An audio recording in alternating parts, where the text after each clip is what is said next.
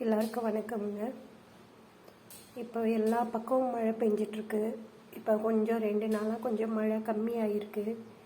இந்த சமயத்தில் எங்கே பார்த்தாலும் சளி காய்ச்சல் அந்த மாதிரி இருக்குது. இதுக்கு நான் ஒரு கீரையை வச்சு உங்களுக்கு நான் ரசம் செஞ்சு காமிக்கிறேன்.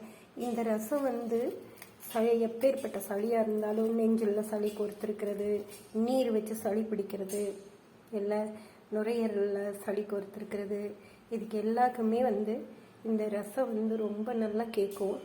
நல்ல ரெமெடி. அது என்னன்னா, இது மொசு மொசு கீரைன்னு சொல்லுவாங்க. இது கிராமத்தில் இருக்கிறவங்களுக்கு நல்லாவே தெரியும். வேலி உரத்தில் நிறைய இருக்கும், நிறைய கிடைக்கும், எங்கே பார்த்தாலும் கிடைக்கும். டவுனில் இருக்கிறவங்க நீங்கள் கீரைக்காரங்க கிட்ட சொல்லி கேட்டு பாருங்க, கிடைக்கலாம், அவங்கக்கிட்ட இருந்து கிடைக்கலாம், கேட்டு பார்த்துக்கோங்க.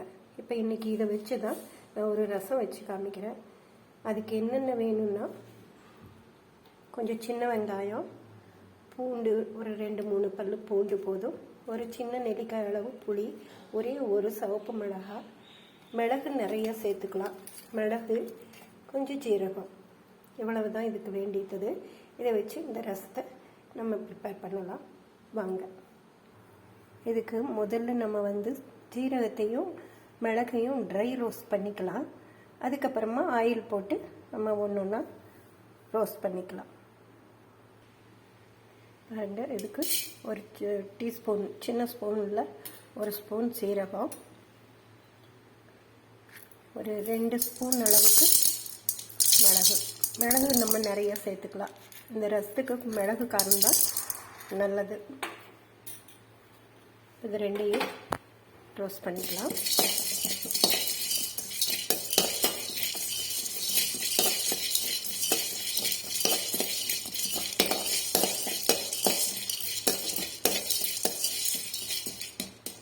ரோஸ்ட் ஆகட்டும். சீரகம் மிளகும் வறுத்து எடுத்தாச்சு.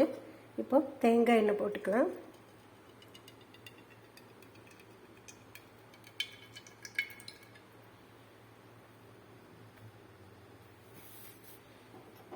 எண்ணெய் காயிட்டு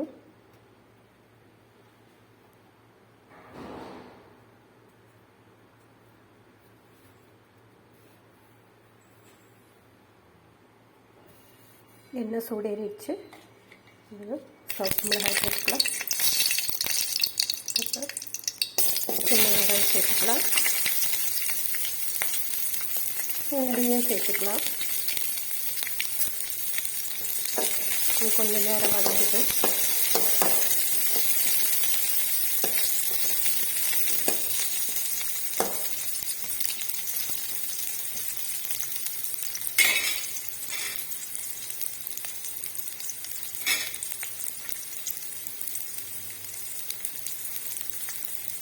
இது கூடவே நம்ம இந்த புளியும் சேர்த்துக்கலாம்.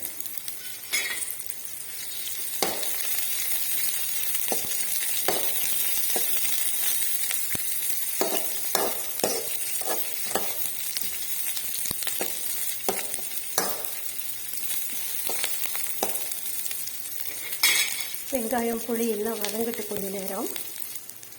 அதில் பூண்டு வெங்காயம் புளி எல்லாம் வதங்கிடுச்சு. இந்த இப்போ கொஞ்சமாக ஒரு 1/4 ஸ்பூன் மஞ்சள் தூள் சேர்த்துக்கலாம்.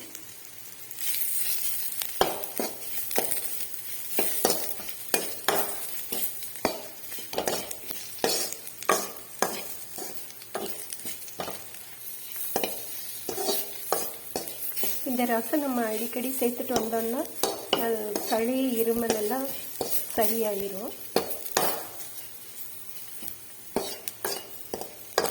சிட்டியில எல்லாம் கொஞ்சம் கிடைக்கிறது கஷ்டம்தான், கிராமத்து சைடு நிறைய இருக்கும்.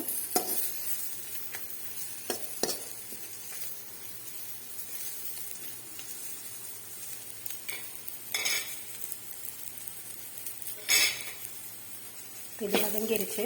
இதை எடுத்துட்டு இதுலேயே கொஞ்சம் தேங்காய் எண்ணெய் விட்டு நம்ம அந்த கீரையை வதக்கிக்கலாம். பாருங்க, மறுபடியும் கொஞ்சம் ஆயில் போட்டுட்டோம். ஆயில் சூடாயிருச்சு. இப்போ நம்ம இந்த கீரையை போட்டுக்கலாம்.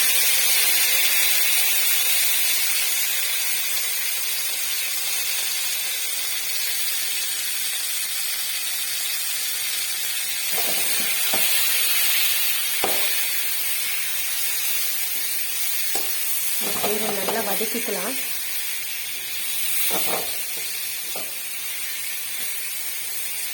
இது வந்து யாரோ நமக்கு விளைச்சல் பண்ணி கொடுக்குறதோ அது இல்லை, நான் நமக்காக நட்ட வச்சோ அப்படி இல்லை. இது இயற்கை நமக்கு கொடுத்த வரப்பிரசாதம். இயற்கையாகவே இது வந்து வேலி உரங்கள்ல நிறைய இருக்கும்.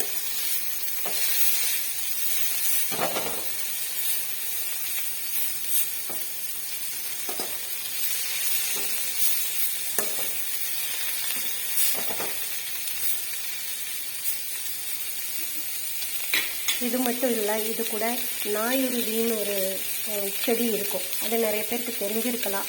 நம்ம வந்து அது வழியாக நடக்கும்போது நம்மளோட ட்ரெஸ்ஸில் கூட அந்த விதையெல்லாம் ஒட்டிக்கும், முள் மாதிரி ஒட்டிக்கும். அதனுடைய இலையும் இது கூட சேர்த்துக்கலாம். அதுவும் கிடைச்சாலும் ஒரு 10 இலை சேர்த்துக்கலாம். அதுவும் ரொம்ப நல்லது.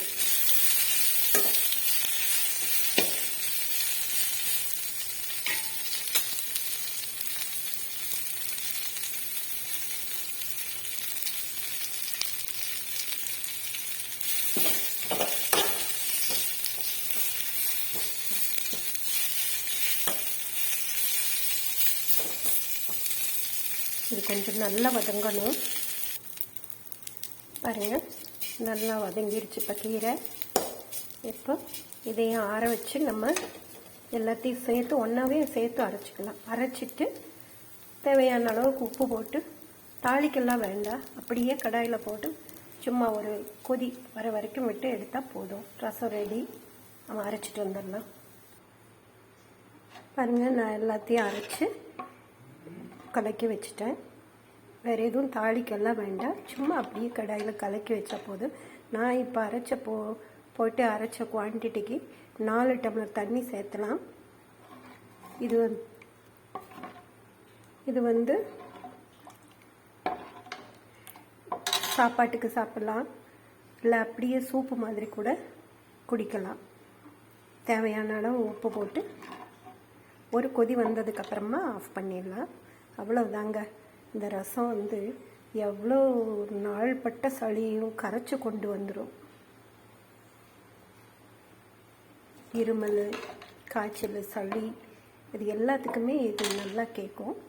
நீங்களும் இந்த கீரை கிடைச்சதுன்னா நீங்களும் செஞ்சு பாருங்கள். பிடிச்சிருந்தால் லைக் பண்ணுங்கள், ஷேர் பண்ணுங்கள், சப்ஸ்கிரைப் பண்ணுங்கள்.